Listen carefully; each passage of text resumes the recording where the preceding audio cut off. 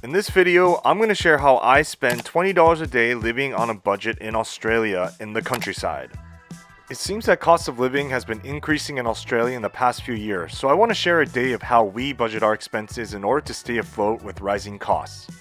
Everyone has a different situation when it comes to costs and expenses of daily life, especially if you live in the city compared to that of the countryside like us. But in this video, I want to show my experience and the ways that we are able to budget our costs in Australia. And I also want to clarify that the $20 I spend in a day doesn't include rent or things like electricity usage or Wi-Fi, because I think for this video, it's hard to calculate exactly how much is being spent because every day is different when it comes to usage. And especially because we use rainwater for drinking and solar panels for electricity, we're able to cut a lot of costs in that as well. But hopefully I'll be making a monthly expense video of how much we use as a family in a future video, so stay tuned for that as well. You guys can let me know in the comments below what you think is the biggest expense of living in Australia. So in the morning, I'm just cleaning up the cut grass from the day before. Living in the countryside means a lot of maintaining. This is actually one of the ways that we're able to cut our expense is by not hiring someone else to do our lawn work. By buying coffee beans at Aldi and grinding it and making it ourselves, we're able to cut costs on coffee. A cup of coffee in Australia is probably about $4 to $6 AUD, where when we make it ourselves, it comes down to about 30 cents. I do occasionally buy a 7-Eleven coffee, which is $2, but that's only in emergencies. Now I'm going to grab some eggs from our chickens, and they are all free range and really yummy, and my kids love it, so I'm going to make some promide on toast with egg on top. Even though I buy 2 bags of chicken food, which come out to about $50 AUD per month, and because our neighbors also love our chicken's eggs as well, we're able to cut costs of the grain we feed the chickens by selling our extras, essentially making our free-range eggs free to eat. Now that I've had my morning coffee and the kids are fed, I realize that the chicken food is almost out, so I'm going to go into town. First, I gotta relocate all this mulch.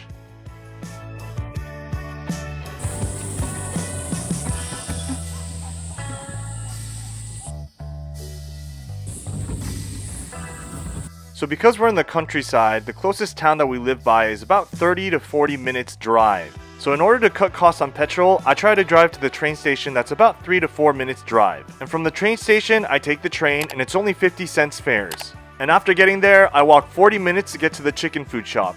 And it's a very hot day in Australia. And today I'm bringing my baby pram because I won't be able to carry 2 big bags of chicken food on my back. I noticed that I do get a lot of weird looks and double takes from people because it's pretty rare to see a big 6'4" Asian guy carrying a baby pram with chicken food in it. But it is what it is. So even though I paid $50 for these 2 bags of food, I'm not going to count it into the cost of my day because they are essentially going to get paid off throughout the month by selling it off to neighbors. So I don't know if you can tell, but it was getting really hot at this point. It was roughly about 32 degrees, and that's pretty hot and humid. So I decided to take a little break because it was getting too hot and humid to push a really heavy pram. So I just sat down and enjoyed the shade.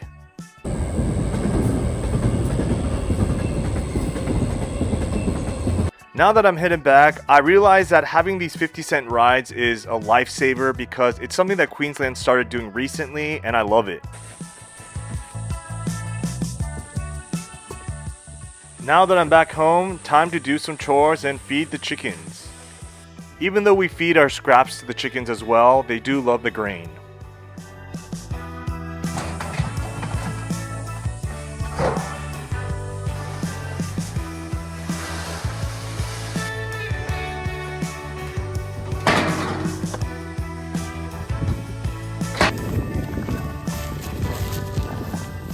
Every month or so, I have to move the chicken house around because it gets desolate and all brown inside, as you can tell from the heat as well. They don't look very comfortable.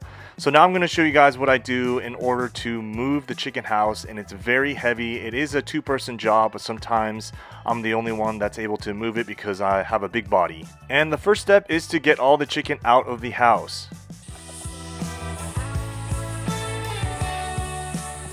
And after all the chickens get out, now I have to go in and manually grab out all the things like the water feeder and the food feeder and anything else that I think that needs to get out of the house before I move it, because if it's inside the house, it'll get stuck and it is not pleasant to pull. And one of the chickens also laid an egg. Yum! So now we're going to take a look in the inside. It's all brown inside. And the reason why we have this chicken house is to protect the chickens from predators like snakes and goannas. and yeah, basically to protect the eggs. And this is what it used to look like before I moved it. That was a garden that we made out of the area where it was originally. So now it's time to move the big chicken house manually by lifting it and pulling.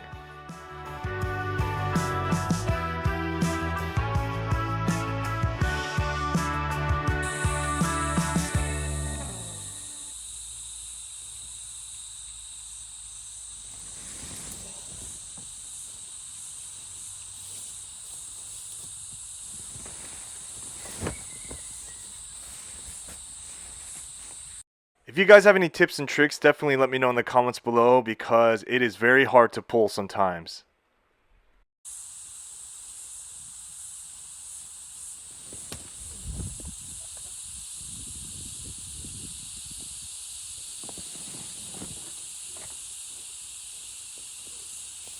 So after I place it in the correct section, I basically have to go around now and make sure that the holes are covered, because there are holes that goannas can sneak through and steal their eggs or even attack the chicken.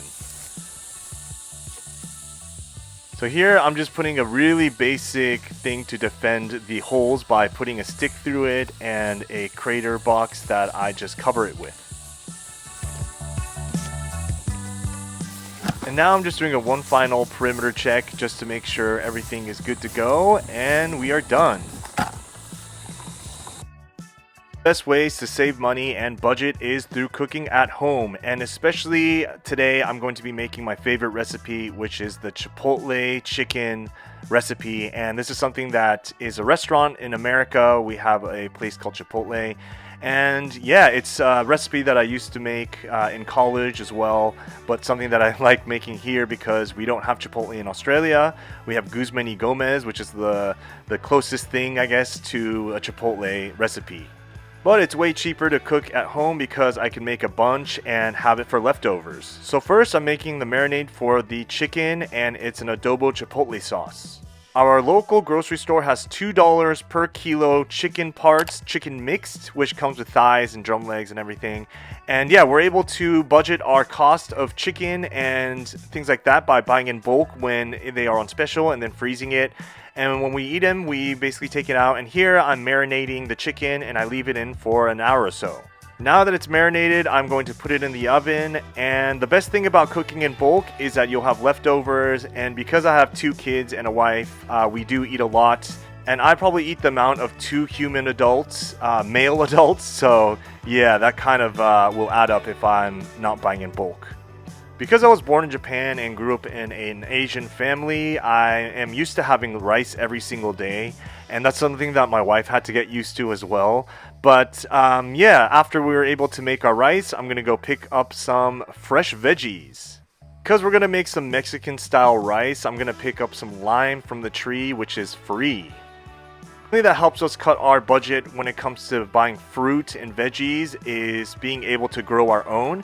And there's so many limes, lemons, passion fruits, cucumbers, and just everything that you can think that's tropical in Queensland, we're able to eat and grow. Now I'm going to squeeze some fresh lime into our Mexican rice that we're going to be making. And I forgot about the cilantro. That's like one of the biggest parts of this dish, but you know, I just forgot to get it at the grocery shop because that's something that we don't grow. Alright, as the chicken finishes up, I'm gonna lightly grill it on the stove now, just to make it extra crispy. And can't forget about the corn tortillas. The cucumber that we picked from the garden is huge. It's probably the size of 2 of my hands. So by cooking a lot of food, we're able to budget and have leftovers and have another meal out of it, maybe tomorrow or maybe tonight. So after calculating the price of everything, including the meat, the rice, the spices, and the veggies, the frozen veggies that we got from Aldi, it actually came out to roughly $8.50. So that's pretty good, and we have all these leftovers that we can be eating tomorrow. So $8.50, that's not too bad. So after having lunch, I'm going to be ending the day by cleaning out a container that my father-in-law wanted to get rid of. So I'm just going to be taking this apart and opening it up and clearing it out. So if you guys enjoy this type of video, definitely let me know in the comments. I want to be making more videos about monthly expenses and how much it costs, if that's something that you guys would be interested in.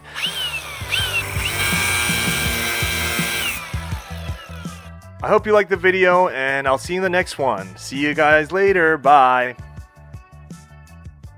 This is a little cheeky bonus footage for the people who stood by and watched till the very end of the video. You guys can see what's inside this container. What do you guys think?